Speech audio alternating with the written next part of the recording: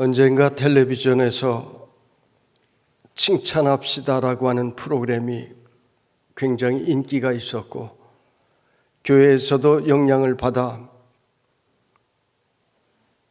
칭찬 릴레이 같은 운동을 하곤 그랬습니다. 한국 사람들은 문화적으로 유교권에서 자랐기 때문에 남들에게 감사를 하거나 칭찬하는 말에 굉장히 인색합니다. 속마음은 안 그렇지만 겉으로 표현하는 것에 대하여 잘 습관이 안 되어 있습니다. 서양 사람들은 아무것도 아닌 일에 Thank you, I'm sorry, 조금만 부딪힐 것 같아도 sorry, 인사가 저절로 나옵니다. 이들은 어릴 때부터 그렇게 교육받고 자랐기 때문에 sorry 하는 말이, thank you 하는 말이 입에 배어 있습니다. 습관이 된 것입니다. 좋은 습관이 좋은 사람을 만든다고 합니다. 언젠가 이런 말을 한 적이 있는데, 생각을 하면 그 생각이 말이 되고, 말을 자꾸 하게 되면 그 말이 나의 행동이 되고, 또 그 행동을 자꾸 하면 그 행동이 나의 습관이 되고, 나의 습관이 나의 인생을 만든다라고 하는 말을 한 적이 있습니다. 그렇습니다. 좋은 습관이 우리 인생을 만드는 것입니다. 우리에게는 많은 좋은 습관들이 있습니다. 부지런한 습관, 열심히 노력하는 습관, 정직한 습관, 성실한 습관, 행복하게 살아가는 습관, 매일 운동하는 습관, 학생은 공부 열심히 하는 습관, 이런 좋은 습관들이 우리에게는 수없이 많습니다. 열심히 노력하는 습관을 가지면 자신의 꿈에 한 발 더 가까이 다가갈 수 있습니다.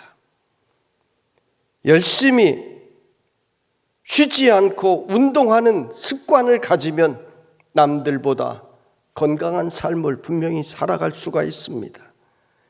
이런 말을 하면, 아니 열심히 운동한다고 다 건강합니까? 열심히 공부한다고 해서 다 성공하는 거 아닙니다. 이렇게 이야기하는 사람들이 꼭 있습니다. 이런 사람들은 무슨 습관을 가진 거예요? 이런 사람들은 삐딱하게 생각하는 습관을 가진 것입니다. 그래서 이런 사람은 무슨 말을 해도 늘 삐딱하게 듣습니다. 그러니 그 인생이 행복하지 않고 감사해야 될 것 감사하지 못하고 삐딱한 인생을 계속 옆으로 살아가게 되는 것입니다. 우리 교회에서 매년 3가지 실천 목표를 정하고 암송하는 것은 그것이 우리의 습관이 되자는 것입니다. 매일 실천 목표를 놓고 기도하니까 그것이 나의 생각을 떠나지 않게 됩니다. 여러분, 매일같이 그 생각을 하면 그것이 나의 행동으로 나오게 되는 것입니다. 그래서 그것이 나의 습관이 되고 그것이 나의 인생이 되는 것입니다. 여러분은 매주 암송하며 실천하기를 기도하는 3가지 기도의 제목들 매년 다 이루어 나가면 여러분은 모두가 어마어마한 축복의 사람들이 될 것입니다. 오늘 성경 말씀은 어떠한 영적인 습관을 가져야 하는지를 우리에게 말씀해 주시고 있습니다. 거짓을 버리라, 이웃과 참된 것을 말하라, 분을 내어도 죄를 짓지 말라, 해가 지도록 분을 품지 말라, 마귀에게 틈을 주지 말라, 도둑질하는 자는 다시 도둑질하지 말라, 가난한 자에게 구제할 수 있도록 자기 손으로 수고하여 선한 일을 하라, 더러운 말은 너희 입 밖에도 내지 말라, 덕을 세우는 선한 말을 하여 듣는 자들에게 은혜를 끼치게 하라. 오늘 읽은 이 말씀 속에도 우리 인생이 가져야 할 좋은 습관을 여러 가지를 말씀합니다. 오늘 말씀은 성경 본문에 말씀한 주제를 가지고 전하려고 하는 것이 아닙니다. 성경에 이렇게 습관에 대한 말씀을 하셨으니 우리도 좋은 습관, 그것도 우리는 올 한 해 지켜야 할 칭찬하는 습관을 우리가 기도하며 가져나가자라고 하는 것입니다. 오늘 말씀 속만 해도 입으로 하는 말에 대한 여러 가지 내용이 나옵니다. 이웃과 참된 것을 말하라고 했습니다. 더러운 말은 너희 입 밖에도 내지 말라고 했습니다. 덕을 세우는 선한 말을 하여 듣는 자들에게 은혜를 끼치게 하라고 했습니다. 그리고 오늘 읽은 말씀 바로 뒤에 31절에도 보면 입으로 하는 노함, 분냄, 떠드는 것, 비방하는 것, 모든 것을 악의와 함께 버리라 말씀하셨습니다.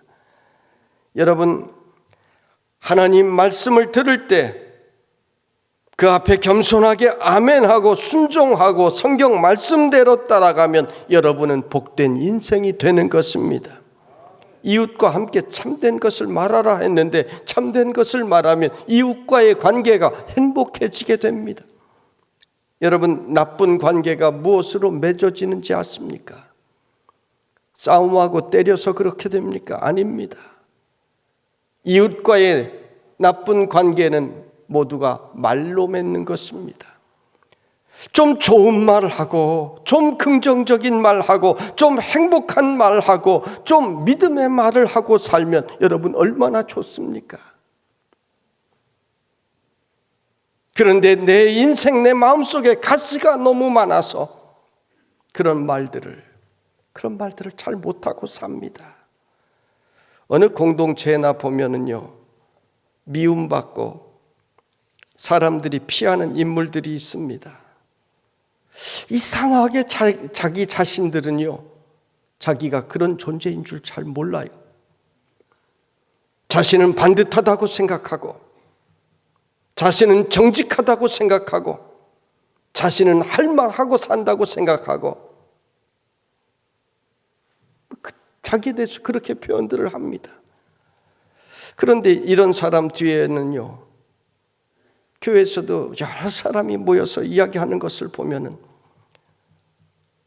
어떤 사람 저 인간하고는 안 엮였으면 좋겠다 생각하는 것을, 왜 그 사람만은 모르고 살아가는지 답답합니다. 여러분은 성경이 말씀하는 말씀대로 순종하여 우리가 만나는 인생의 모든 관계들이 행복하기를 주님의 이름으로 축원합니다. 우리 교회는 모이면 만나면 좋은 성도 서울의 도림교회, 할렐루야, 이런 우리 도림교회가 되기를 원합니다. 성경이 말씀하는 복된 말이 여러 가지가 있지만은 그 중에서 서로를 칭찬하는 말은 상대방을 바꾸는 아주 복된 말입니다. 유명한 황수관 박사는 중학생 시절에 영어 선생님으로부터 수관이는 메뚜기를 어쩌면 그렇게 잘 잡니? 너는 메뚜기를 참 잘 잡는구나. 칭찬을 받고 기분이 좋았습니다. 영어 선생님에게 칭찬을 받고 기분이 좋아서 그 선생님에게 잘 보이려고 영어 공부를 죽자 사자 열심히 하다 보니까 그는 공부를 잘하는 학생이 되었습니다. 그래서 이후에 가난하게 자랐지만 박사도 되었고 교수도 되었고 오늘날 대한민국 최고의 인기 강사가 되었습니다. 저도 중학교 1학년 영어 시간에 친구하고 장난치다가 영어 선생님에게 걸렸습니다. 제가 장난 많이 쳤습니다. 영어 선생님 교단 앞으로 불러서 뺨을 때리는데 이 교탁에서 교실 뒤까지 뻑뻑 소리가 나도록 뺨을 사정없이 때리면서 쫓아오더라고요. 아니, 친구하고 크게 떠든 것도 아니고 귓속말로 살짝 떠든 것인데 그거 가지고 그렇게까지 할 필요가 없었는데 뺨을 맞는 것은 모욕당하는 거잖아요. 그 다음부터 그 선생님이 얼마나 미웠는지 몰라요. 영어 자체가 생각하기가 싫었습니다. 그래서 영어 안 하고 영어 잘 못했어요. 중학교 우연히 그때를 생각하고 이런저런 생각하다 보면 1학년 때 그 영어 선생님 그 얼굴 네모 지금도 분명히 기억이 나요. 네모. 나중에 영어 때문에 고등학교 들어가서 대학 가느라고 고생 많이 했습니다. 그런데 고등학교 1학년 때 국어 선생님이 저에게 너는 문장력이 굉장히 뛰어나구나. 여러 학생들 앞에서 저를 칭찬을 해 주셨습니다. 그 선생님은 저에게 늘 정의장, 의장이라고 별명을 붙여서 불러주셨습니다. 그 선생님이 칭찬을 공개적으로 해주시니 기분이 좋아서 그 선생님 과목은 무조건 100점 맞기 위해서 열심히 공부했습니다. 다 외웠습니다. 그래서 제가 국어를 잘해서 설교도 잘하잖아요. 선생님 칭찬이 아이들의 미래를 바꾼 것입니다. 여러분 가정에서도 그렇습니다. 여러분 가정에서 행복하십니까? 행복하십니까? 가정을 바꾸는 말들이 무엇입니까? 칭찬입니다. 칭찬은 바꾸는 것이 굉장히 많습니다. 가정에서 아내를 칭찬해 보세요. 그러면 그날 저녁 밥상에 꽃게탕이 올라오는 거예요. 칭찬이 밥상을 바꾸는 것입니다. 그런데 대한민국 남편들은 칭찬에 인색합니다. 그렇죠? 오늘의 아버지 시대는, 자녀를 키우는 아버지 시대는 옛날 가부장적인 그 시대의 아버지들에게 칭찬 한번 제대로 받아보지 못하고 자랐습니다. 내가 칭찬받지 못했으니 나도 칭찬할 줄 잘 모릅니다. 그래서 이것을 자꾸만 우리는 말을 하고 그것이 습관이 되도록 우리가 노력해야 우리의 가정이, 우리의 삶이 변하게 되는 것입니다. 아내가 여보 오늘 일하느라고 힘들어 죽겠어요. 팔이 너무 아파. 그러면 무슨 뜻입니까? 위로해 달라는 뜻입니다. 얼마나 힘들어. 내가 당신 결혼할 때 공주처럼 받들려고 했는데 내가 늘 미안해. 이렇게 이야기하면 모든 것이 다 사라집니다. 힘든 것이 사라져요. 그런데 남성들이 뭐라고 이야기를 합니까? 그렇게 힘든데 왜 살은 안 빠져? 내가 운동하라고 했잖아. 뛰어라, 좀 뛰어. 남편에게 위로받으려고 하다가 상처만 더 크게 받습니다. 아내가 퇴근하고 돌아온 남편에게 아프다고 하면 무슨 뜻입니까? 위로해달라고 하는 뜻입니다. 얼마나 아팠어. 내가 그때 있었으면 좋았을 텐데. 그러면 다 됩니다. 그런데 남성들은 병원 갔었어? 약사 먹었어? 이렇게 이야기합니다. 위로해달라고 하는데 남편들은 위로가 아니라 진단을 합니다. 그러니까 상처를 더 받는 거예요. 솔직한 우리들의 모습 아닙니까? 남편의 입장에서 보면 어떻습니까? 요즘 남편들 힘이 듭니다. 외롭습니다. 아버지는 밖에 나가서 친구들과 대화할 때는 어린아이처럼 웃고 아이들처럼 이야기도 하고 자식 문제에 대해서는 신이 나서 그렇게 자랑하지만은 집에서는 칭찬할 줄 잘 몰라요. 회사에 나가면 모진 모욕을 다 당하면서도 가족을 위해서 참습니다. 병들어 가면서도 가족을 위해서 내색하지 않습니다. 집에서 그런 이야기 한마디 하지 않습니다. 늘 조용합니다. 그런데 가족들은 엄마와 수다를 떨다가도 아버지가 오면 이야기하지 않습니다. 그래서 아버지는 늘 외롭습니다. 우리 인생은 왜 서로 좋은 이야기, 서로 칭찬하는 이야기는 잘 하지 못하면서 서운한 이야기, 상대방을 아프게 하는 이야기만 그렇게 하며 사는지 모릅니다. 영화 곡성에 나온 중요한 아주 유명한 대사가 있지요. 뭐예요? 무엇이 중요한디? 아빠 종구는 중요한 것을 잃어버리고 불행하게 살아간 우리 인생의 한 단면을 보여주고 있습니다. 그 곡성에서 무엇이 중요한디라고 이야기를 합니다. 가정에서 무엇이 중요한디? 가정에서 무엇이 중요한디? 왜 엉뚱한 것 가지고 싸우고 서로를 아프게 합니까? 가족은 누가 상처를 입으면 함께 최후까지 서로를 끌어안고 보듬어 주는 것임을 잊어서는 안 됩니다. 성경에는 하나님께서 이 땅에 두 가지 천국이 있다 하셨는데 하나는 가정이고 하나는 교회입니다. 이 두 가지를 이 세상의 천국이라고 하신 것은 중요한 의미가 있습니다. 세상은 쓸데없으면 버리고 가치가 사라지면 버리지만 가정은 가치가 사라져도 내 남편이 식물인간이 되어도 끝까지 눈물 흘리며 함께 가는 천국 같은 공동체라고 하는 것을 우리는 잊으면 안 되는 것입니다. 내 가족의 소중함을 알아야 됩니다. 교회도 그렇습니다. 교회에서 무엇이 중요한디? 무엇이 중요한디? 쓸데없는 것 가지고 서로 아프게 하고 상처를 주고 살아가는 사람들이 있다라고 하는 것입니다.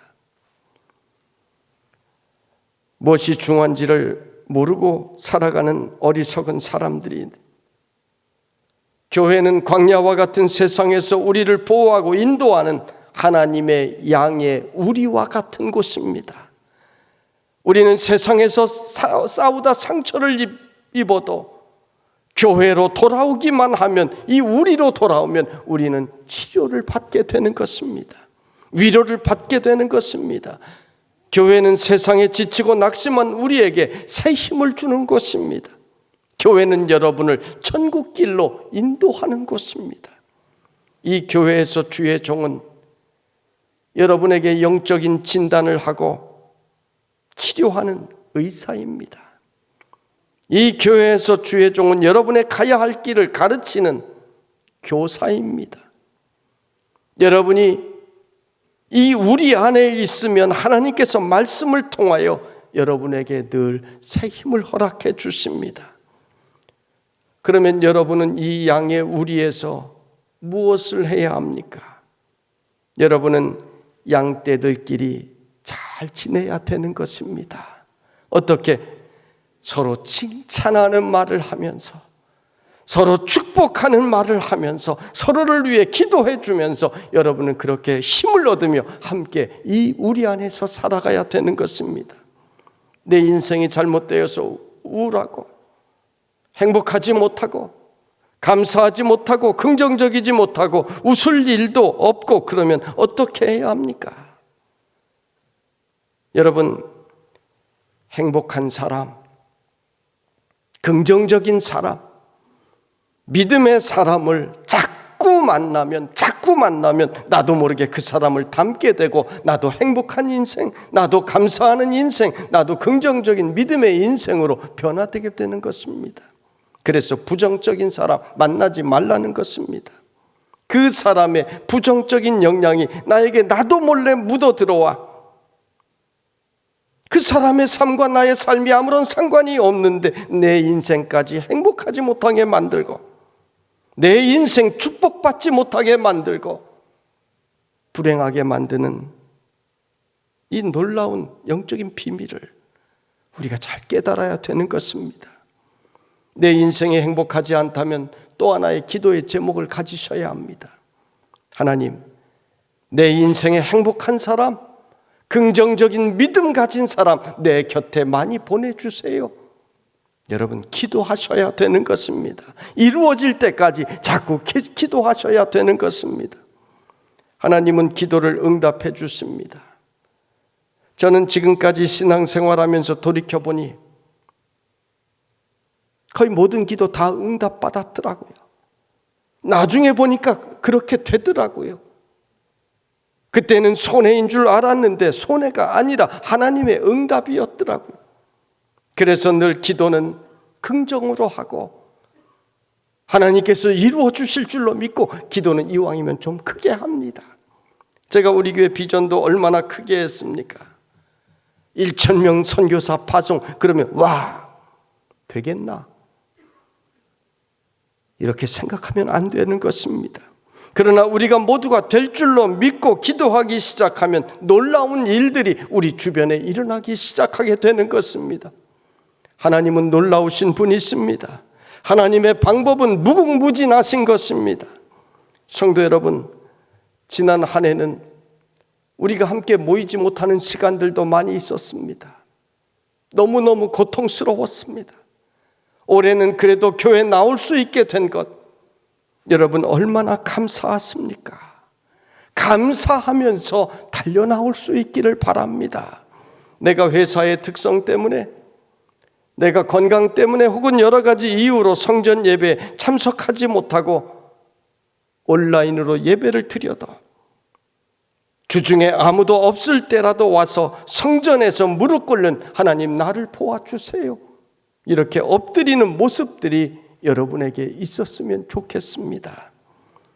그리고 성도들이 서로 만났을 때는 우리가 과거처럼 성도의 교제를 나눌 수는 없지만 그러나 칭찬하는 말들 하시고 그것이 올해 여러분의 습관이 되도록 한번 우리 힘써 보십시다. 예수님은 책망도 하셨지만 칭찬도 많이 하셨습니다. 내 믿음이 너를 구원하였다, 굉장한 칭찬의 말씀을 하셨습니다. 내 믿음대로 될지어다, 칭찬의 말을 하시고 치유의 은총도 허락해 주셨습니다.